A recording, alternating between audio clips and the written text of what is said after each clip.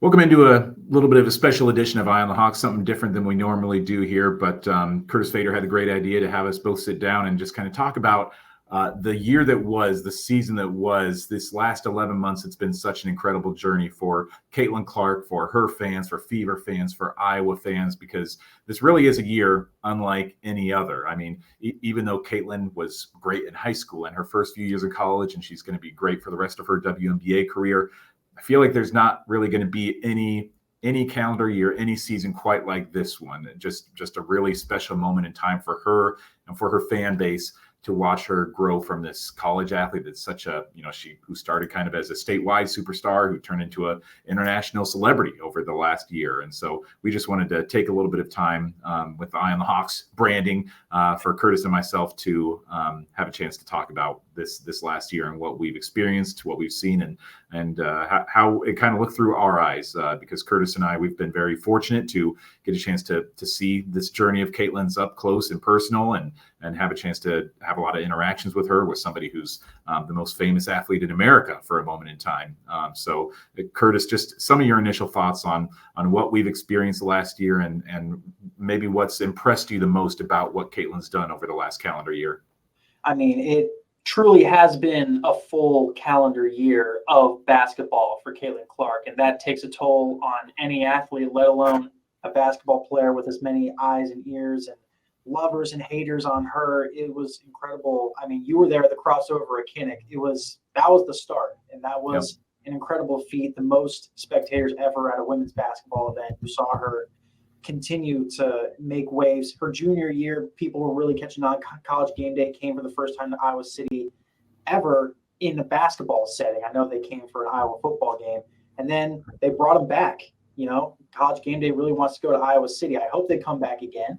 Yeah. But it was an incredible season all the way into the NCAA tournament, able to finally exercise those LSU demons and beating Angel Reese, Kim Mulkey, and those LSU Tigers, and then getting to the Final Four, and they fall short in the championship game once again. But that was an incredible run, first overall pick again, and there was no off switch. Mm-hmm. And that was the most impressive part, is that Caitlin Clark, I mean, we've heard about her having to deal with migraines and her, feeling sick sometimes, getting bruised up sometimes, and she just keeps going every single time. And that's kind of what Lisa Bluter alluded to, where Caitlin Clark does not have an off night. Her off nights are still productive nights. And the fact that she was able to do this night in, night out, with eyes watching her and people truly trying to see if she does well, or people truly trying to see if she fails. And I think for this rookie season, what she was able to pull off was, I think with this organization as currently constructed, it was the best that she could do, which was get them to not a losing record, get them to the playoffs, and not just one of the last few teams skewered in. They were the 6th seed, and they were really close to forcing a game 3 on their home court, and they just fell short. But if you're a Fever fan, there's a lot of optimism for what they can do in the years to come. Yeah, a lot of hope for them. I mean, they're going to be a favorite, maybe not for a title next year, but certainly to be a top 4 seed. And just today, we're speaking on Friday, of course, but Caitlin had kind of her exit interview for the Fever, and Caitlin spoke about what her aspirations are for the future of this franchise and what she can do, what they can do, what she hopes the team is able to do. So I know we've got Mike in the back kind of queuing up some of our sound bites. And so if we're able to play Caitlin's sound bite just on what it is that she hopes that this team can accomplish in the future. Next year we're wanting to be a top 4 seed. We believe we can build this place into a championship contender. That's what I believe. That's what I'm going to do everything in my power to help this organization get there. But you got to let it, hurt you a little bit and really drive you throughout the off season. I don't know if we heard that. I know I listened to it before. I don't know if that audio came across in the video recording or not. It did. Looks like Mike's telling me. Sorry, we just couldn't hear it on our end. But Caitlin just talked about where she wants this organization to go, and what she hopes this team can accomplish down the road. And she talked about them being a top 4 seed in next year's WNBA playoffs. And you have to think that is definitely on the table at this point, considering what they were able to do after the Olympic break. I mean, that you give that team that started the season 1-8, you gave them a month off to to get cohesive, to find some chemistry, to figure things out a little bit more. And they made that big push towards the postseason and went from being, 1-8 to being a 6 seed in the playoffs, an incredible turnaround. And now you just have to think, boy, if they could do that with a month of work, what can they do now with a full, whatever it is, 6-7 months off now as they go towards next season? There's going to be some pieces that are missing, some that come back. I don't know if this team is going to have Kelsey Mitchell back on its roster next season, but with Caitlin Clark there, I mean, Erica Wheeler said it herself that they would not have been a playoff team without Caitlin Clark there. But you have to be impressed with what the potential for this team might be in the future. Yeah, I think especially this is the weird thing because Indiana is probably going to undergo their most important offseason as a franchise. They just got their old president back that used to be in charge up until, I believe, 2017. And if you remember, that's kind of when the Fever started to tailspin into irrelevance before Caitlin got there. So we'll see if she can turn things around from an organizational standpoint. But to your point, Caitlin has gotten them from down in the dumps to relevant. But in order to break into that upper tier, because remember who the top 4 seeds are: New York Liberty, the Minnesota Lynx, the Connecticut Sun, the Las Vegas Aces. Those are really well-run teams with talent and depth. And in order to truly make a dent and break into that circle, there needs to be some serious changes because the roster as constructed is not a championship roster. Yeah. And mentioning Mitchell, if I was a Fever fan, I would love to have Mitchell back. Melissa Smith, she's probably gone. I don't know if you noticed, people were posting about her social media, how she had Indiana Fever in her profile, and then now it's just switched to WNBA in her profile. It seems that she kind of wants out of the door. And also there's an expansion draft with the Valkyries. Yeah. So there are going to be players that are going to be entering free agency. And if I believe it's only 2 players that you can have a hold on, and the rest are eligible to be drafted by the Valkyries.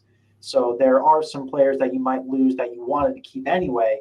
But there's also some eligible players in free agency. I know people are talking about Gabby Williams with the Seattle Storm. There's going to be players that they will definitely need to sign because if you remember how the season started, you had Katie Lou Samuelson and Christy Wallace in the starting lineup. They didn't get playing time by the end of the season. Mm-hmm. They were not trustworthy at that point. Lexi Hull's a great 3-and-D player, but they need more depth of players that can truly defend, create their own shot, and make shots. And also, a little more depth in the front court would be helpful. Aaliyah Boston's amazing as usual, but obviously Melissa Smith's probably out the door. Temmie's played pretty good, but this offseason, this is going to be a really good litmus test to see if players can really get with Caitlin Clark because this is where you want to be. This is where all the fans are going to be. This is where you're going to get the most attention, spotlights, potentially endorsements. So it will be very interesting to see how this organization pitches to free agents, how they draft. This is going to be the first draft where they're not going to have a top 5 pick. So it'll be interesting to see how this management truly builds because pre-Boston and Caitlin really didn't seem like they could build, even though they had all those high draft picks. So let's see how they do. Yeah. And with Caitlin as the centerpiece, I mean, the sky's the limit when she's the center of your franchise and she's going to keep fans coming back. And I would imagine for a lot of people, that's going to be for the players, I should say, that's going to be what's going to keep them coming back and what would attract a lot of players to know that they're going to come to a fan base that really cares about the WNBA and they're going to have a lot of eyeballs on them. I just want to run through some of the records that Caitlin set over the last year, just because, it's still just kind of mind-boggling what she's done both in college and the pros. I had this spreadsheet kind of going with all of her college records, and just to kind of recap some of those, these are NCAA records. I'm not even going to touch the Big Ten and the Iowa records, but career points, obviously number 1, points in a season, number 1, 3-pointers made in a season, she's number 1, 3-pointers per game, scoring average, she's number 1, career 3-pointers, she's number 1, first player in history with 3,000 points, 1,000 assists. And then when she got to the WNBA, it's like there was a graphic that came out recently that listed just all of the either if not records, rookie records, benchmarks, the first player to average X, Y, and Z in a season. I think I counted like 67 different things that Caitlin either broke a record or she was the first to do that thing. Because as we've seen in college and now we've seen in the WNBA, it's not just the scoring, it's the passing, it's the 3-pointers, it's driving the lane, it's working on that floater that's worked so well for her this year. All of these things have contributed to her becoming, if not the most famous person in America, certainly maybe the most famous athlete in America. Still, I'd say that she makes a strong case for that. There's a debate to be had, but I would say that she has a strong case for being the most famous athlete in America right now. And so during, again, that exit interview today, Caitlin talked about what fame has been like for her, how she's handled it, and what this past year, these 2 years have been like for her as she's adjusted to becoming such a noteworthy and noticeable person of note in society.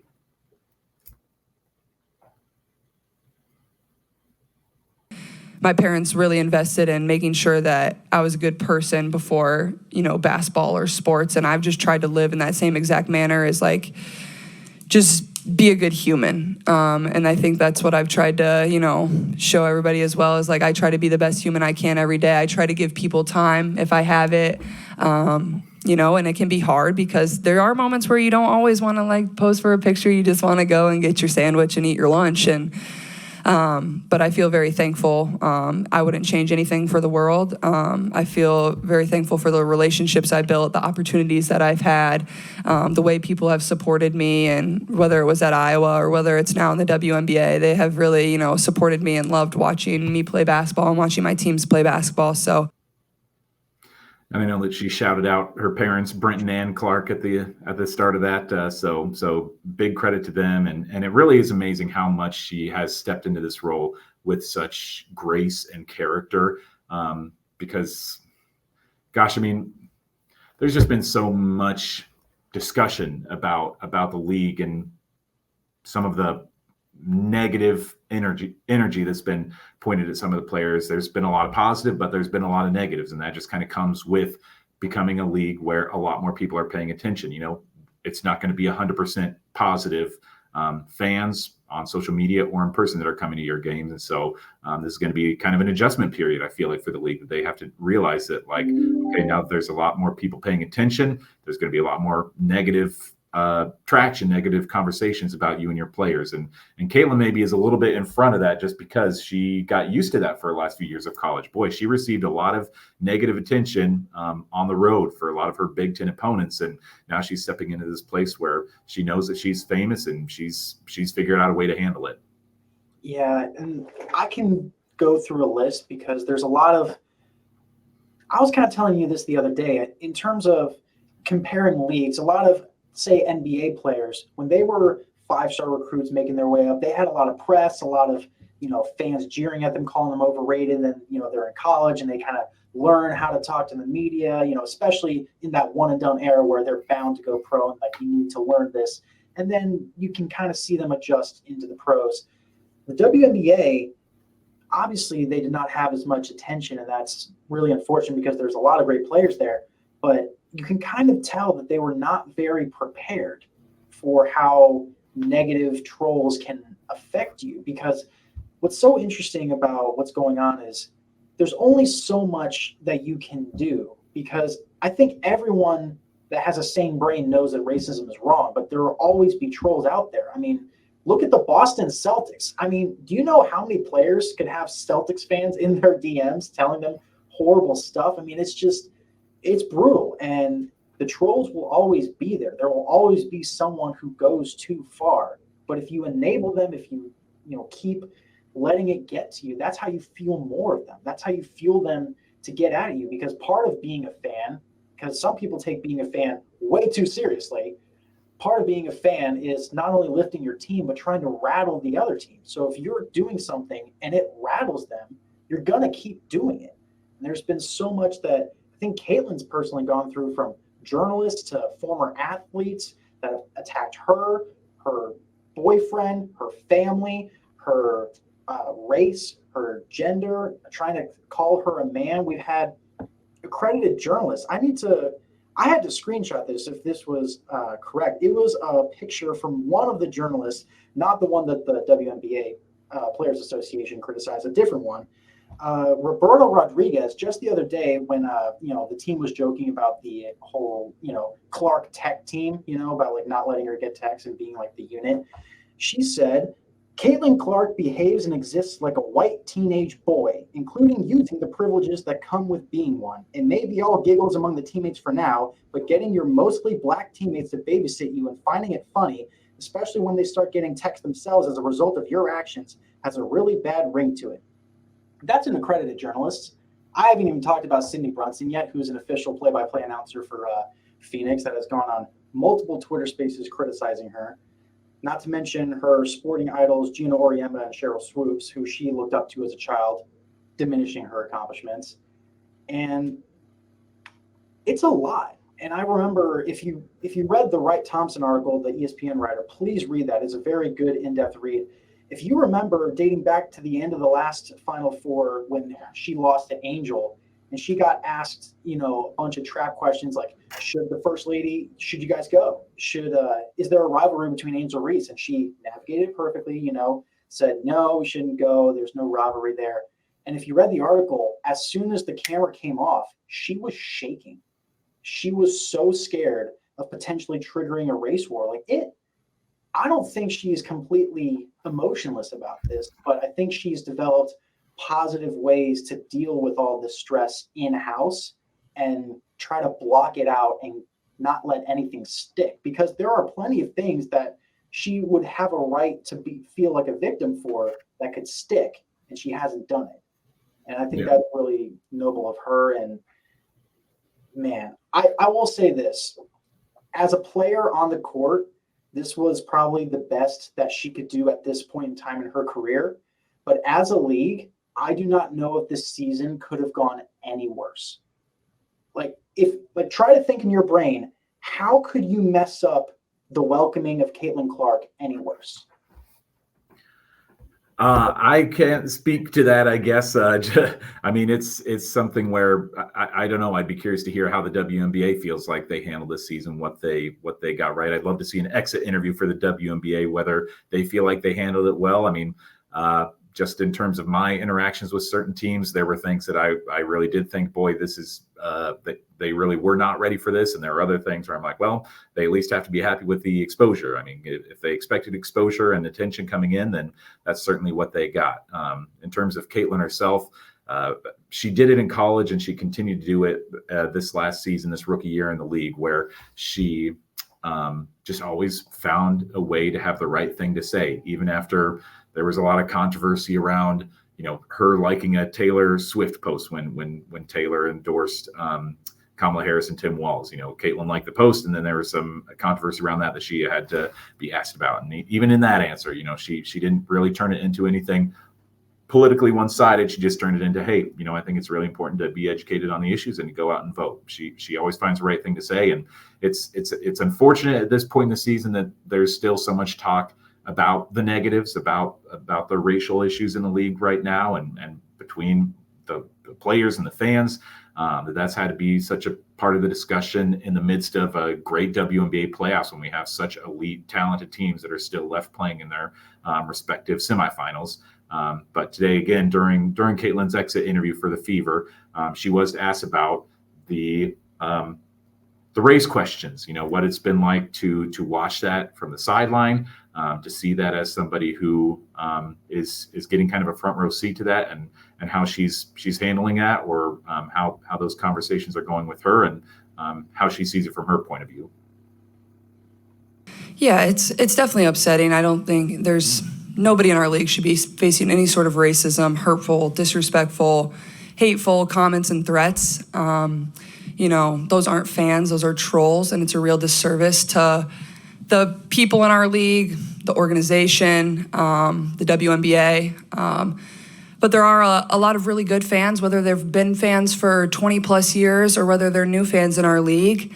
I think continuing to uplift this league in a very positive light is the best thing that we can do, because there are so many great players, there's so many great teams, there are so many positive storylines that can be written and celebrated. And for me, that's why I became a fan of this league, is these people were my idols. I grew up wanting to be like them. So I think continuing to uplift and represent this league in a positive way is the best thing that we can do.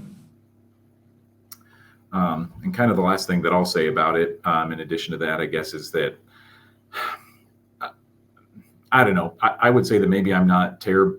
I've only spent a little bit of time around the Fever franchise just this one year, but I think I would like to at least give their fan base the benefit of the doubt, because in this time, a lot of people are coming out and saying like the Fever fan base is the problem. The Fever fan base is toxic. And I think that hopefully the Fever would say that that's not the case. I think that unfortunately, when there are questions of race that are coming up, there are a lot of negative and gross comments that are coming out there, and a lot of those are coming at during Caitlin Clark games. But that should not necessarily be associated with the Fever franchise. They don't deserve to be lumped in with that just because it's happening at their games. Because as Caitlin and Leah Boston said earlier today, they've received it too. You know, when they started the season 1-8, people were sending them hateful messages. People were saying gross, negative things about them as well. So it's not like this is just something that supposedly Fever fans are a part of.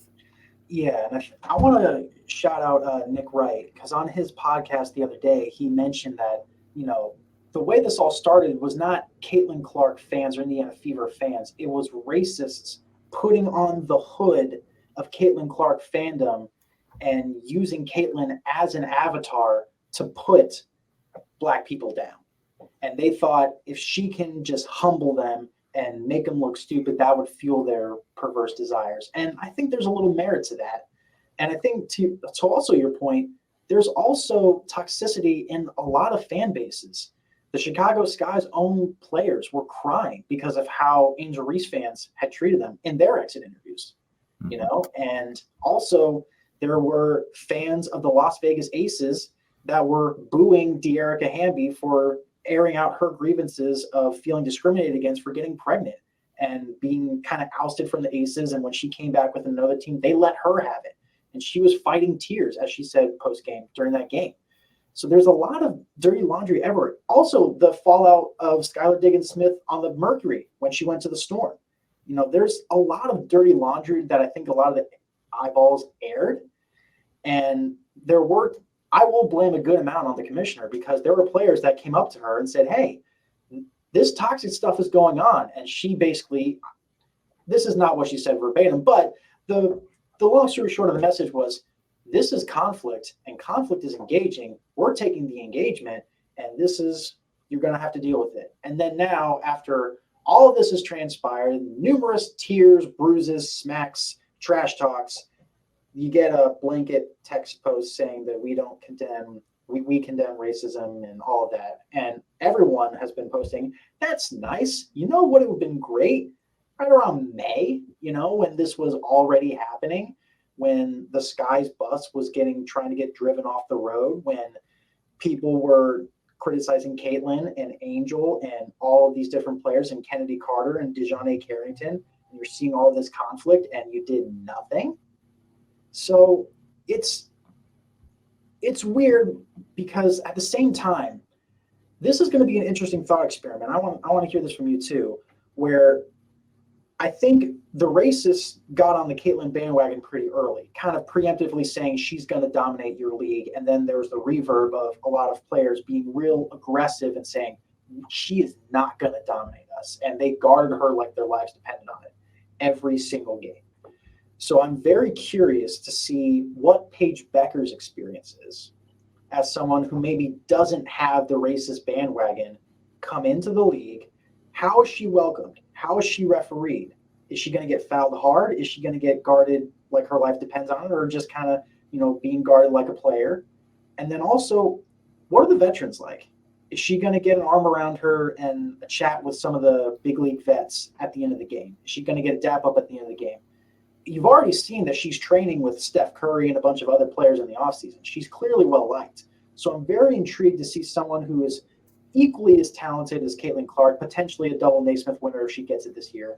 I would love to see the compare and contrast of those two players and how they're treated their rookie year. Yeah. I mean, it was certainly they knew months ahead of time when Caitlin even announced that she was going to come to the WNBA. That was the narrative, was that she was going to face a lot of scrutiny and that it was going to be tough for her. The players were not necessarily going to be gunning for her, but people knew that she was going to draw a lot of eyeballs. And even today, I think it was yesterday that I heard somebody make the comparison to LeBron's rookie year when he came out of high school, and people were saying, boy, this guy's going to be, beat up, and he's going to be tossed around the league. And people never thought that he could live up to the hype. And here he is now. And so, I'm not saying that Caitlin's on the same trajectory as LeBron James, but based on a rookie season, it's looking like it could be going in that direction. And I do want to, kind of make sure we're at least like talking a few more times about like just Caitlin's positive impact that she's had on the game over the last year. And I just want to hear from you, like, because I, consider this such a career highlight for me these last 3 years, getting a chance to just witness what we had a chance to see and getting a front row seat to so much of these extraordinary moments that will live on in the history of women's college basketball forever. I got to be there for a lot of it. And that's going to be something that even, if I work in this industry another 40, 50 years, I'm going to look back and I feel like I'm always going to be a little bit tied to this rise of Caitlin Clark. Maybe not from her end, she's not going to be remembering Owen Siebring. You were in that doc. That's true. You heard my voice in the doc a couple times. But from my end, I'm always going to be thinking about when I think about my career highlights. I think no matter what, Caitlin's always going to be top 3, if not top 1. So first, I just want to hear from you, Curtis, like what your big highlight, if you had a number one moment, game, event, or something that you had a chance to experience, to see in person, what that was for you. I have 2. One, okay. Actually, maybe 3. But I know it's so hard. There's so many. But my first time ever covering her, I remember for some reason, the first thing I remembered is she was wearing Kobe Bryant's shoes. And I was like, what? Wow. Like, if you know anything about Kobe, he's very particular about who he wants wearing his shoes. They got to be pretty darn good to wear his shoes. I'm like, what? And then I just remember seeing, it was one of my first couple times in Carver too. I just remember seeing the fire going off, the Jumbotron going, fans going crazy. And I just see Caitlin Clark's face blank. And she wasn't disinterested. She wasn't hyped up. It was this weird Zen, relaxed focus that I saw from her that I had never seen before. It's like what all the kids were saying, aura. It was aura. I saw it. And then I believe it was Iowa against Maryland, top 10 matchup. And I was sitting baseline, and Iowa gave up an easy offensive rebound bucket. And I just see Caitlin go, ah! She collapsed the ball. And I'm on the camera on the baseline, and I flinched. I'm like, God dang. And so she gets the ball, dribbles it down, 30-footer in the girl's face, cash. She ended up dropping 42, 7, and 8. And I remember coming into this job thinking, like, okay, Caitlin's next. You had Stewart, Sabrina Ionescu, Plum, she's next. And I was like, she's different. Different from all of them. Yeah. And even her interacting with the ref, it's like you're on the court with her, not the other way around. It was insane. And then, of course, the memory that will forever be ingrained in my brain is getting run over by Caitlin Clark after she gets the buzzer beater over Indiana. Yeah. It was crazy. It was one of the wildest things. It was, seeing College Game Day, seeing Elle Duncan from Around the Horn and Lobo and all those analysts up there, and then seeing Caitlin do it in the clutch. And I remember thinking, this is going to be a buzzer beater, isn't it? And then sure enough, Clark down to cash win. Yeah. Biggest moment ever. And then covering 2 Final Fours. It's very insane. I mean, it was 2 different experiences, but it was all the same magic in Dallas and Cleveland, and being able to see different things and meet. I think one of the funnest things as a journalist when you see teams go far is that you get to talk to other journalists from other stations, other publications, being able to have fun with them, but then seeing Caitlin Clark at this big stage. And as you mentioned, we saw her obviously when she was really, really good, and then becoming great, becoming transcendent, becoming superstardom, becoming international superstar. And we just got to see all of it. And she was the same person every time. And people ask me questions like, what's her favorite cereal? What's this? What's going on? And like, you got to ask her this. I'm like, she's playing basketball, it's just Caitlin to us. Yeah. But now she's becoming larger than life itself, it seems. And you're right. It is something that I will take with me for the rest of my life. Yeah. One of my favorite sound bites about her was when the day that Caitlin declared for the WNBA draft. I was in Des Moines covering state basketball, and I just happened to earlier that day I saw Jen Jensen, now head coach, formerly assistant coach. She was down in the media room just saying hi to the media officials and everybody that was there. And I'm like, oh, hey, what's up? And so we knew that she was in the building. And I noticed then when Caitlin announced that she was going to the league, I was like, oh boy, we're going to have to go bother Jan about this, aren't we? And so we went and did some interviews with her. And one of the things that she said about Caitlin on that day was like, Caitlin's somebody who you always know what you're getting, and whether you love her or you hate her, she's going to deliver. She's going to give you what you want, because if you hate Caitlin Clark, on any given night, she's going to get frustrated with her teammates and the refs. She's going to be somebody who talks back, who gets frustrated, who gets annoyed, who puts up a lot of shots, all the negative things that people say about her, she's going to do those things. But for people that love that stuff, that love that she tries to fire up her teammates, that gets chippy with the referees and tries to talk to them about certain calls, that gets fired up, that puts up a lot of shots and helps her team win games, she's going to do that same thing for them too. So she just is so solid, and you know what you're going to get out of her every night. If I could pick out two memories too that I'm going to probably remember that involve Caitlin, first, of course, is just being at the night when she broke the Kelsey Plum scoring record. As much as the Pete Maravich record was like nice and cool too, it was the Kelsey Plum record that just really broke the roof off of that place. It was a deep 3-pointer. It was just so special to be a part of that night because there were so many national media outlets there. It seems like everybody from the state of Iowa was there covering the event. They were having to turn down credential requests. I mean, the noise in that building when she made that shot was just unforgettable. And then for her to go on, drop 49 points, 50 points. I forgot now. It was 49 because she just beat Stolke's. Because Hannah had 48, right?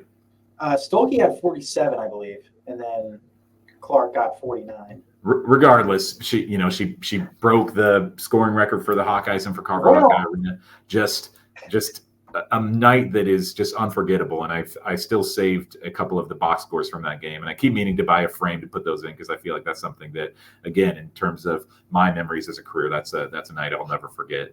And the other thing that just always will stick with me is at their first Final Four in Dallas, when they had the red carpet entrance coming up, and I was standing at the very front of where the players were going to be coming towards me, getting off the bus and walking through the line of fans on the red carpet towards the arena. And me and a few other photographers were just back there waiting for them to come up. And so you have this, beautiful blue sky, the Texas skyline sitting behind you, and then the players start walking up. And for somebody that was born in Iowa, that was raised in Iowa, that went to college in Iowa, didn't go to Iowa, not necessarily raised a Hawkeye fan or still a Hawkeye fan now, but just to see women's basketball, a sport that we've all promoted as journalists for so many years, to see it on this stage, to see the state of Iowa on this stage where the entire nation is watching Iowa, and the state of Iowa is at the centerpiece of the national discussions, was like a very emotional moment for me, just to watch everything kind of coming together and having the realization kind of hit in that moment where there's just a sea of people coming together to cheer on these girls as they walk towards the arena. That was a moment in time in my career that I too will never forget. But I feel like there's just stories to be shared about this forever. And luckily for us, we're going to get a chance to keep telling these stories as Caitlin's career goes on. There's still a lot more of these that are going to be happening in the future. I mean, these attendance records and the viewership records that fell this year, I don't think that that's just a 2024 thing. As the league expands and more players are able to come in, and there's going to be more TV deals coming, this is not something that's slowing down. It's only picking up as we go ahead. Yeah, and also keep in mind, in terms of Iowa women's basketball, she's coming back. She's got to get her number up in the rafters. we're going to see her again.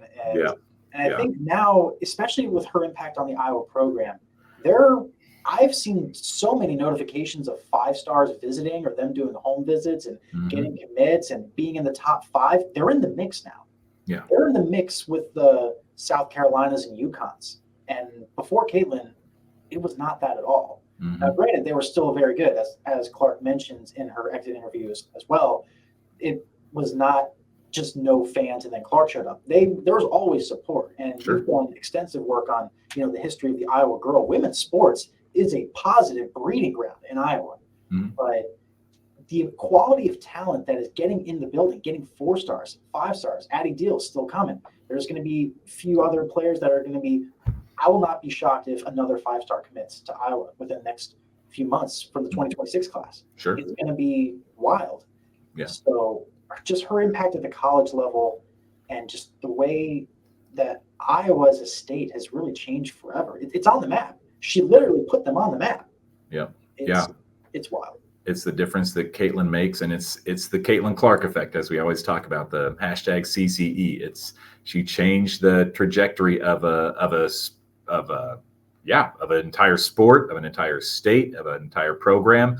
As much as the foundation was there and the building blocks were there, and we'd had Megan Gustafson who'd broken all sorts of records and had won the national awards. But for Caitlin to come in and do what she did and turn this program in a direction where they were actually competing for national titles.